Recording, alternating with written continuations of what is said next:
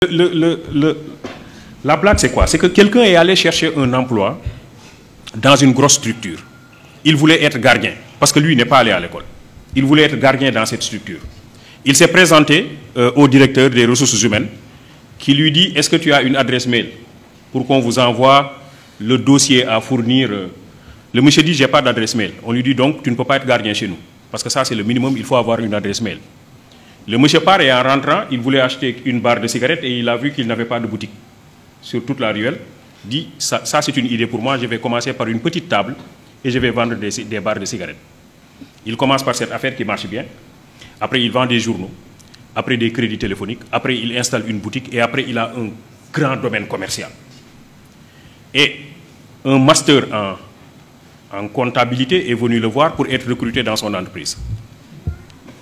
Alors, et le monsieur lui dit: moi, je suis titulaire d'un master en comptabilité, je veux être recruté dans ton entreprise.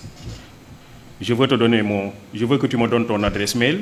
Et comme ça, une fois à la maison, je t'envoie tout mon dossier dans ton adresse mail, dans ta boîte mail. Et le monsieur lui dit: j'ai pas d'adresse mail. Il dit: toi, tu n'as pas d'adresse mail et tu es propriétaire de ce grand domaine commercial. Si tu avais une adresse mail, tu serais le plus grand opérateur économique du monde. Il lui dit: si j'avais une adresse mail, je serais gardien. En réalité, ce que je vous dis, c'est que c'est ça aussi l'entrepreneuriat. L'idée, c'est quoi? L'idée, c'est se connecter à soi. Et pour pouvoir interroger les multiples opportunités qui existent dans la localité, dans l'environnement. Nous avons un système de formation qui nous déconnecte de notre environnement et qui nous déconnecte de nous-mêmes.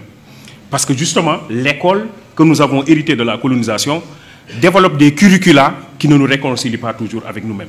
Et qui, pire, développe un complexe d'infériorité par rapport à l'autre. M. Diop parlait tantôt du benchmarking pour aller chercher chez les autres des choses qu'ils font et qui ne sont pas toujours adaptées à nos propres problèmes. En réalité, c'est cela aussi, c'est ce complexe d'infériorité. Les autres font